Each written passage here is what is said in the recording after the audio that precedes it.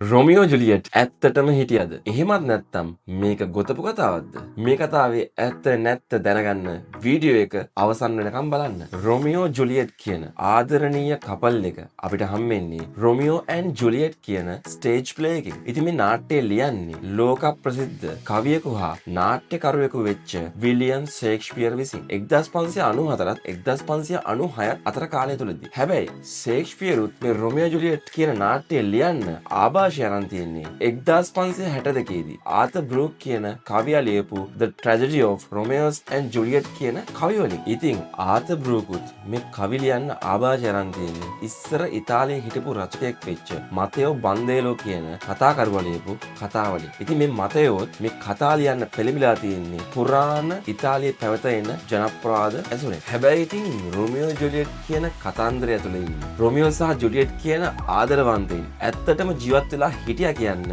අද වෙනකන් සාක්ෂියක් හම්බෙලා නැහැ. ඒ වුණාට ඉතින් ගොඩක් අය හිතන් ඉන්නේ මේ දෙන්න ඇත්තටම ජීවත් වෙලා හිටියා කියලා. කොහොම හරි රොමියෝ ජුලියට් කතාව දන්නේ නැති අයට මම පල්ලෙහාන් කමෙන්ට් එකක් විදිහට මේ කතාව කෙටියෙන් විස්තර කරලා දාන්න. මොකද වීඩියෝ එක ඇතුලේ මේක දාන්න බෑ, වීඩියෝ ගොඩාක් විත් වෙන නිසා. ඕන අයට ගිහලා බලන්න පුළුවන්. කොහොම වුණත් අපිව කන්ෆියුස් කරන තවත් කතාවක් තියෙනවා. ඒ තමයි ඉතාලියේ වෙරෝනා නගරේ තියෙන ජුලියට්ගේ ගෙදර. මේ ගෙදර ජුලියට් ඇත්තටම ජීවත් වෙලා හිටියා කියලා විශ්වාස කරන ඉතාලිකාරයොත් ඉන්නවා. එහෙනම් දැන් අපි බලමු ජුලියට් කියන කෙනා ඇත්තටම ජීවත් වෙලා හිටියේ නැත්තම් අර ඉතාලියේ වෙරෝනා වල ජුලියට්ගේ ගෙදර ගිහලා පෙන්වන්නේ මොකද්ද කියලා. ඔය පෙන්වන ගෙදර 13 වන සහ 14 වන සියවස් වලට අයිති මධ්‍යකාලීන යුගයේ හිටපු පවුලකට අයිති වෙච්ච ගයක්. ඒ පවුලේ නම තමයි කපෙල්ලෝ පවුල. ඉතින් රොමියෝ සහ ජුලියට් කියන මේ කතාව එන විදිහට ජුලියට් අයිති වෙලා තිබ්බේ කපුලෙට් කියන පවුලකට. දැන් මම අර කලින් කිව්වනේ වෙරෝනා නගරේ අර ගෙදර අයිති කට්ටියගේ නමත් කපෙල්ලෝ කියලා. ඉතින් මේ නම් දෙක ටිකක් සමානකම් තියෙන නිසා 18 වන සියවස වෙද්දී සංචාරක ව්‍යාපාරය සඳහා මෙම රොමියෝ ජුලියට් කතාව සහ මෙම ගෙදර සම්බන්ධ වෙනවා. ඊට පස්සේ 20 වන සතවර්ෂය වගේ වෙද්දී මේ ගෙදර සංචාරක ආකර්ෂණය වැඩි කරගන්න ඕන නිසා අලුත් වැඩියා කරනවා. එහෙම අලුත් වැඩියා කරන අතරේ අර රොමියෝ ජුලියට් කතාවේ වගේ එන බැල්කනියකුත් මේ ගෙදරට සම්බන්ධ කරනවා. ඉතින් අද වෙද්දී